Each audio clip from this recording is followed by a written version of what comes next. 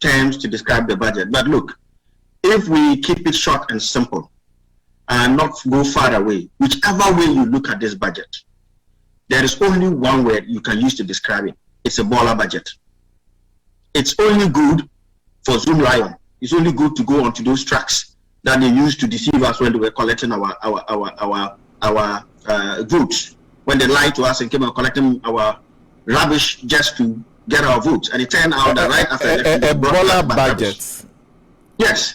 Is that not too strong a word to use to describe a budget that will bind us for the next 9 months?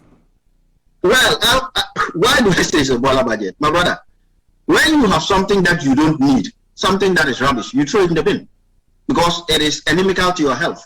It would kill you if you consume it. And that is why I say it's a borla budget.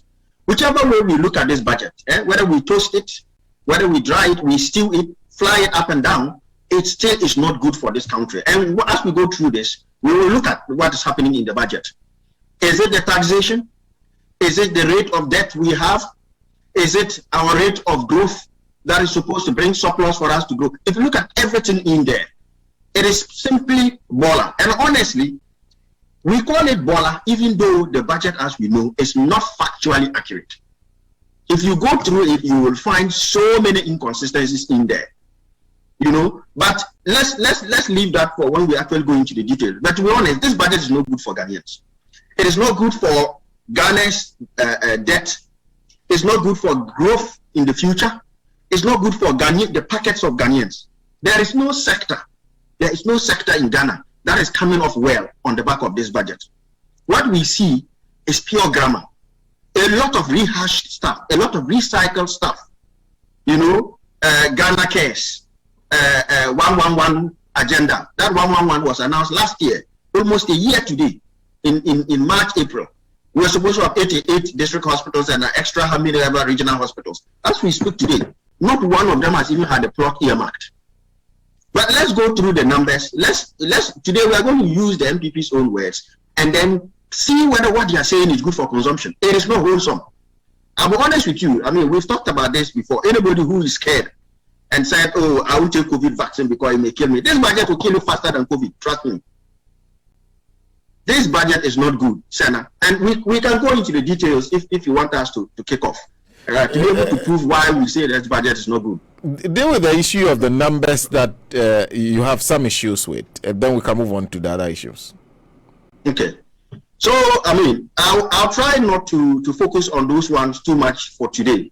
But if we go into the budget and we start looking at the specific, let me take specific industry growth figures. I know Adongo has gone into about how much has been spent. The truth of the matter is, if you look at how much we borrowed versus how much we spent, not everything has been declared. But there are certain simple things that I don't know if you have a copy of the budget there. But if you do happen to have a copy of the budget there, I'll invite you to go to, I think it's about paragraph 58, I believe, thereabouts, where you start looking at 56 specifically. Start from 56, where you look at the budget, and this is not a budget for Ghana. Why do I say it's not a budget for Ghana? So now if you look at the 2017 budget, 2018 budget, this government was busy praising itself against the previous NDC government and was busy giving figures about their superior economic performance, their competency and everything. What you see here is a historical account or a West African sub-regional account. They start the budget by talking about the performance of the global economy. And they deliberately go picking for countries that are sampas, or countries that do not perform well. And they ignore countries that did very well, or countries that relatively came off and are growing, like China and the like. Even the UK has had some better light in it. Fast forward, if you go to paragraph 56, they list a series of countries there. ECOWAS growth rates. This is one of the first times you see that the budget focuses more on ECOWAS, on Sub-Saharan Africa, than on Ghana. And the question is why? It is to deceive us. One of the things they do there is they rightly list ECOWAS average growth rate.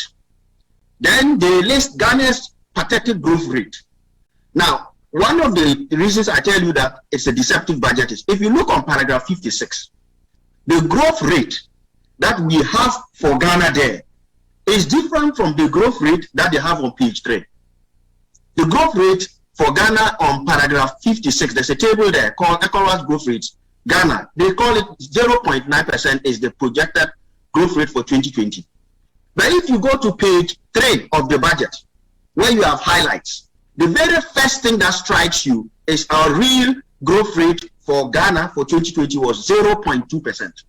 So you see the internal inconsistency I'm talking about. So which is which? Is it a 0.2 or is it a 0.9? Now I know where they take this 0.9 from. 0.9 was the projection by the IMF for countries last year. But they themselves know that even that 0.9, we didn't get it. You know why? Because as of second half of last year, Q2 of last year, this country recorded negative 3.2% growth. When I say negative growth, we effectively declined. That is the first time since I was 2 years old. That is the first time since 1983. And so now, we know that in 1983, that was the time Ghana had massive problems with hunger. International community was basically trying to push the military government to move on into civilian governance. So for 37 years, these guys who call themselves incompetent and came to so-called save us from incompetent Mahama ended up giving us negative 3.2. By end of Q3, we were sitting at 0.2.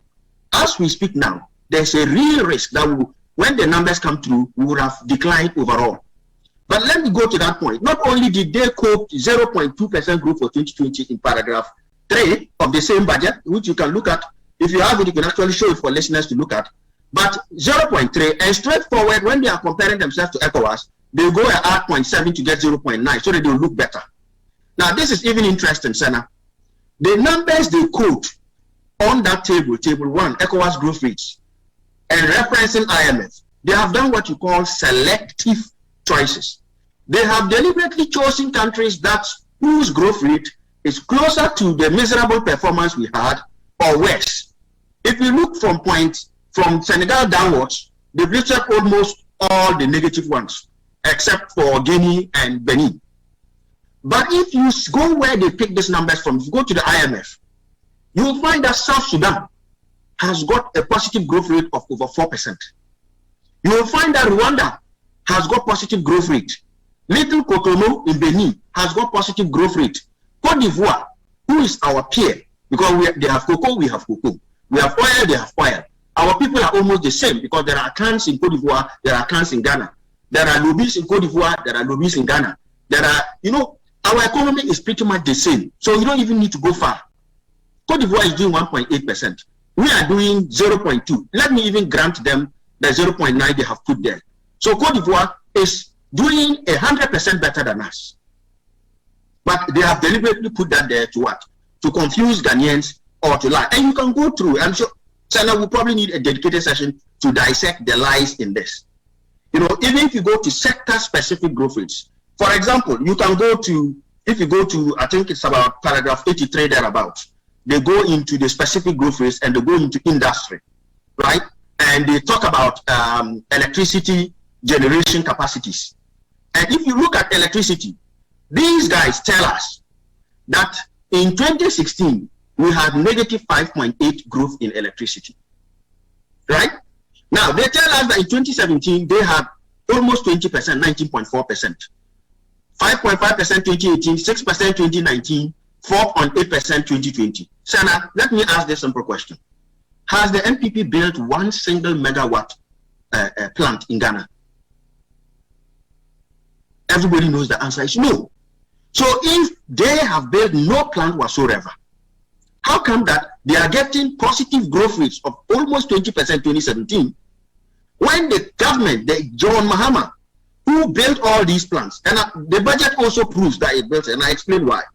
If you go to the around paragraph 48 thereabouts, where it talk about revenue, one of the reasons they give for us having massive debt for which they need to tax these, give us these borla taxes, is that the previous government, John Mahama, brought in too much generating capacity, and we all agree that John Mahama increased generating capacity from about 1,600 megawatts all the way to almost 5,000.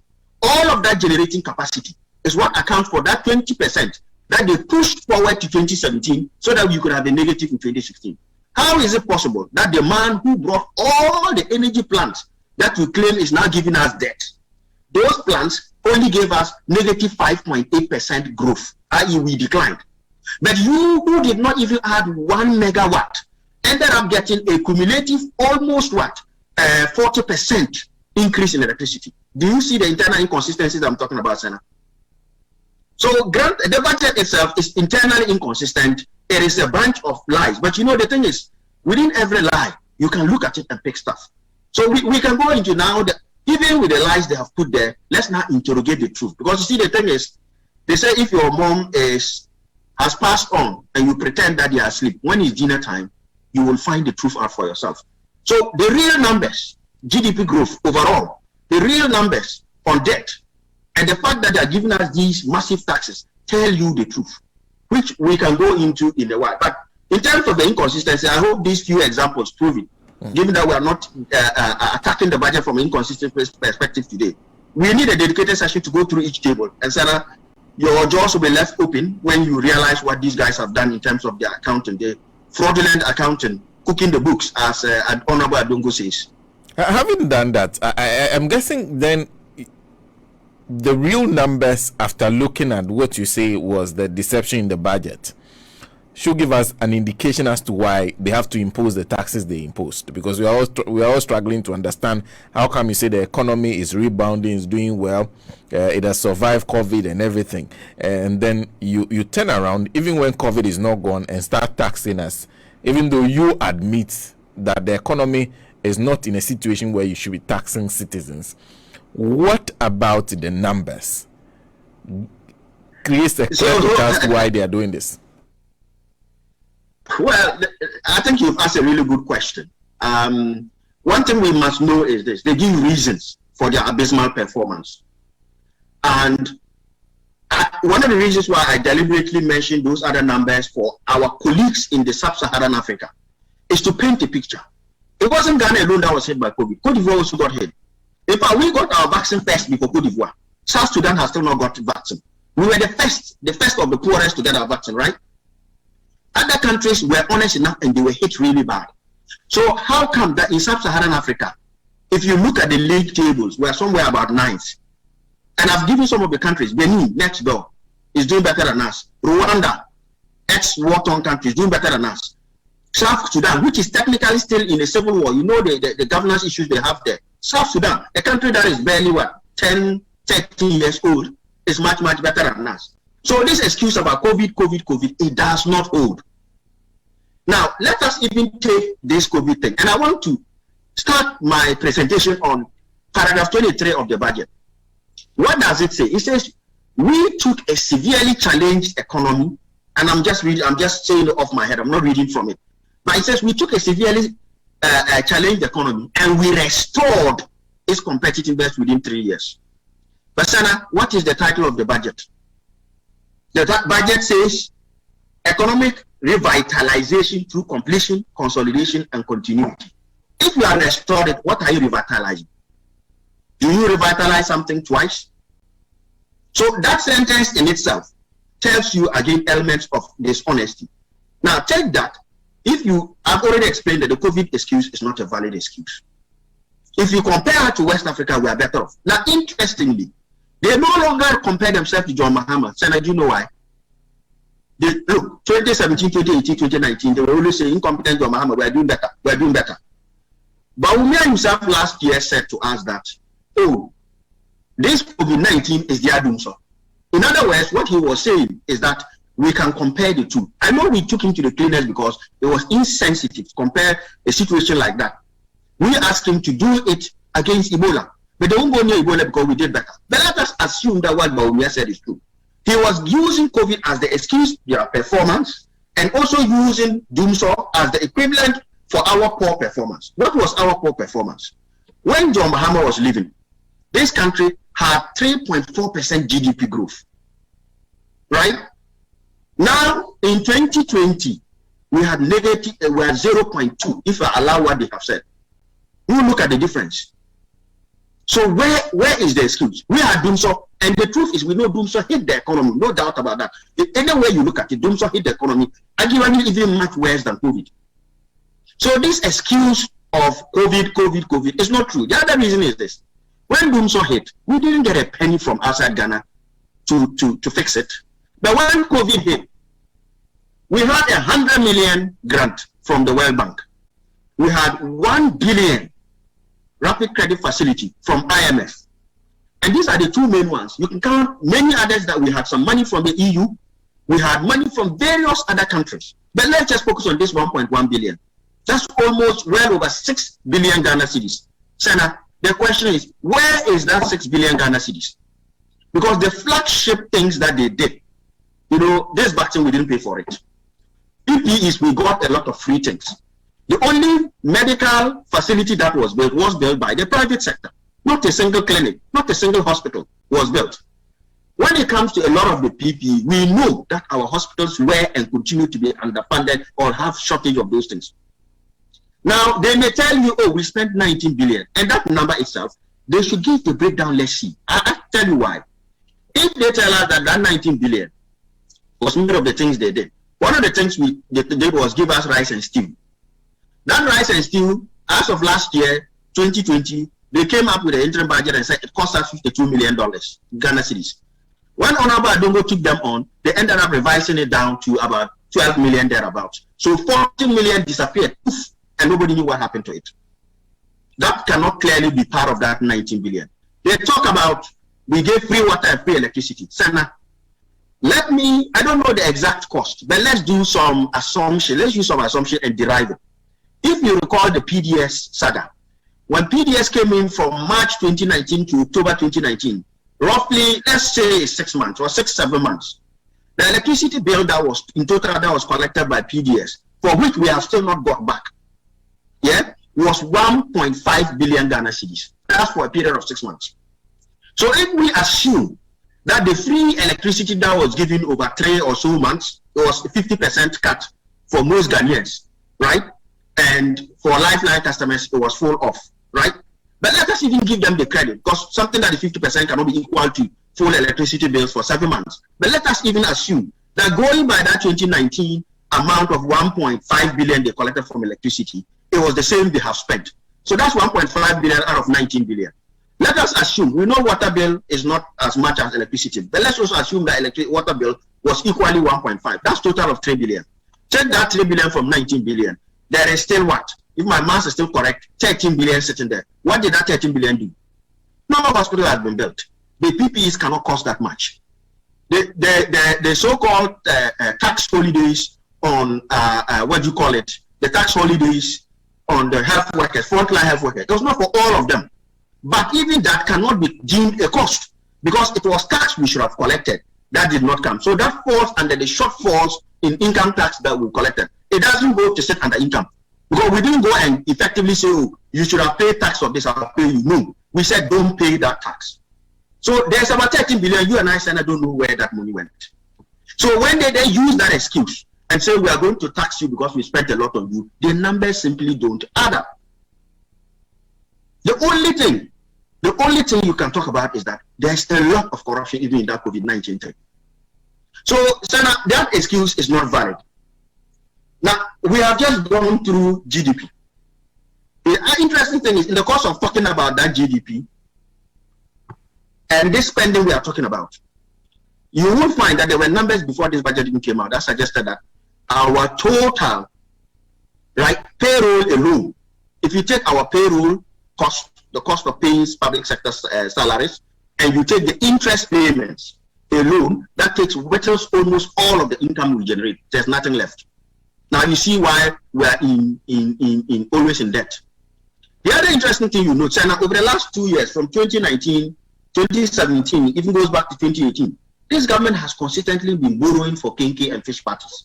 There was a time when the finance minister would go to the kinky and fish party whenever they go and borrow. They go and borrow 3 billion, and about 2 billion of that went straight into consumption, nothing in investment.